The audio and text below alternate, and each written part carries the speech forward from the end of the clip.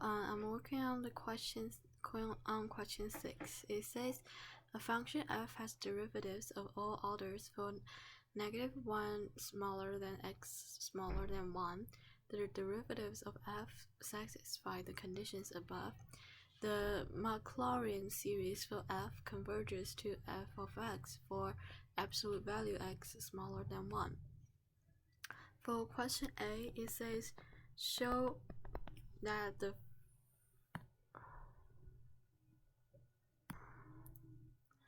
question A, it says show that the first four zero terms of the Maclaurin series for f are x minus x squared over 2 plus x cubed over 3 minus x to the 4 over 4, and then write the general term. So first of all, we can write the formula, which is gonna be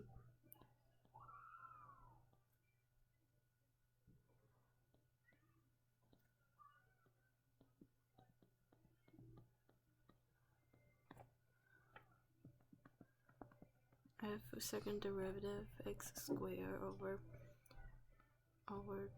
2 factorial plus f3x x cubed over x factorial plus f4 x to the 4th over 4 factorial plus.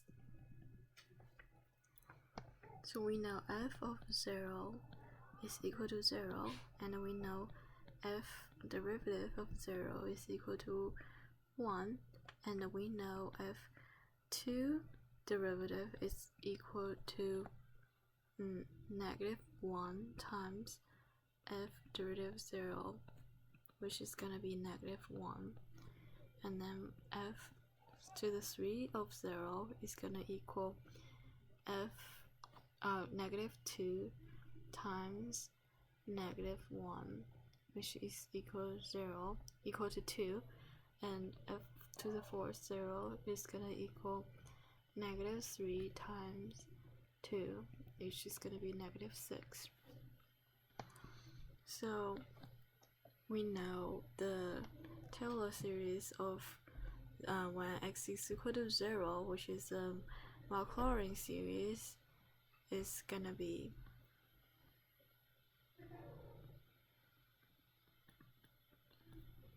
this is 0, and this is gonna be x plus this is -1, so -x squared over 2, and then plus this is gonna be 2 over 3 factorial x cubed, and then plus -6 x to the 4th over 4 factorial,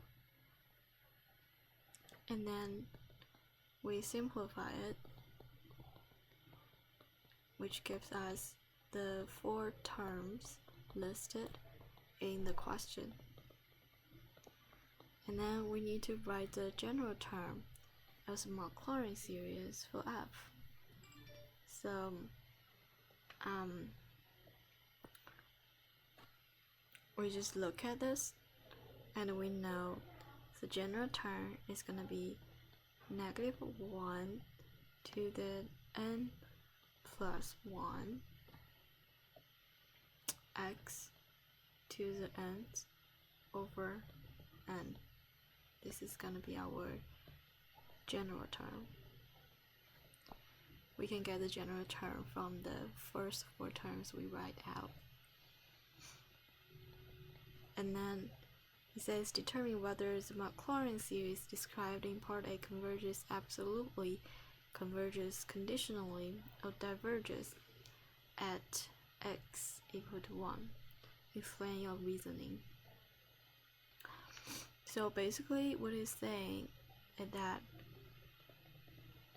for n to infinity of the general term,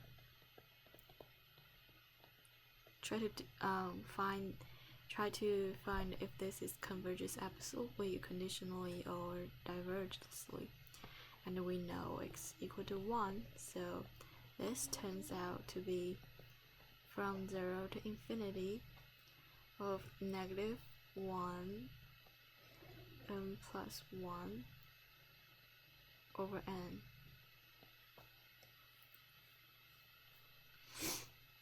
So first we can take absolute value, then the series becomes 1 over n. And because this is harmonic series, we know this diverges.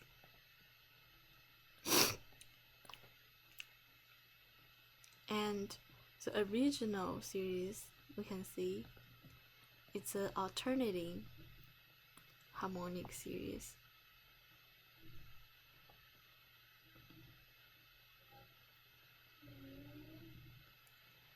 And we know that converges.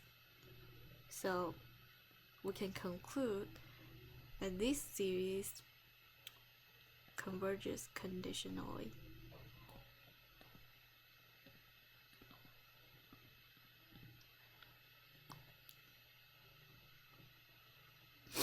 For C, it says write the first 4 non-zero terms and the general term of the Maclaurin series for g of x equal to integral f of t dt.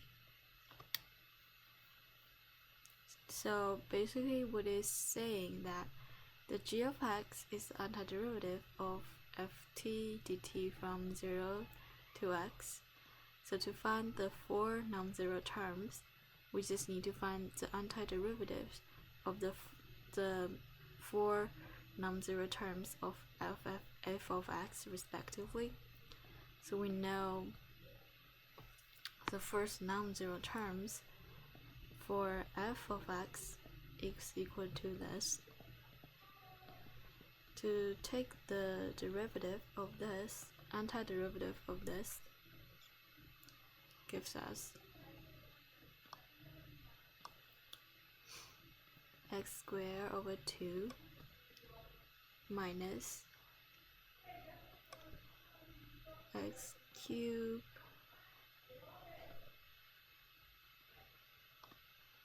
and then plus x to the 4th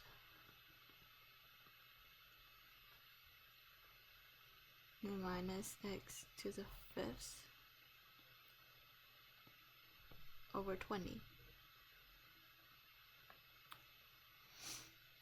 So this as the first 4 non-zero terms for g of x, and the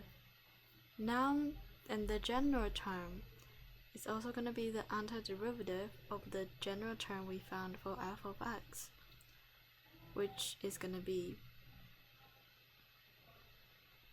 negative 1 n plus 1 x to n plus 1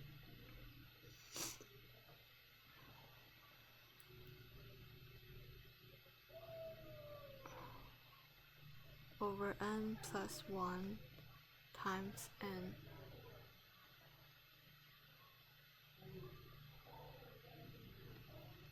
And then for question D, it says let Pn of 1 over 2 represents a 9th degree Taylor polynomial for g about x equal to 0 evaluated at x equal to 1 over 2, where g is the function defined in part C.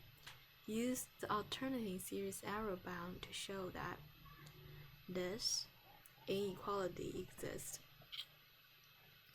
So according to the alternating series arrow bound, we know P4 of 1 over 2 minus g of 1 over 2 absolute value is smaller than the next term in the alternating series, the absolute value of that.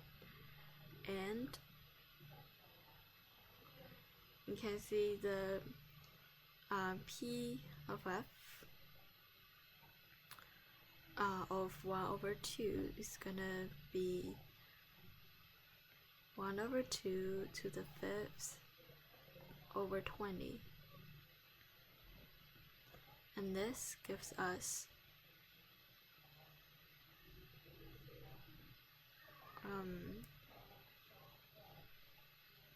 32 times 20, which is 1 over 640. So we know this is smaller than 1 over 640. And since 1 over 640 is smaller than 1 over 500, we proved that P4 of 1 over 2 minus G of 1 over 2 absolute value is smaller than 1 over 500.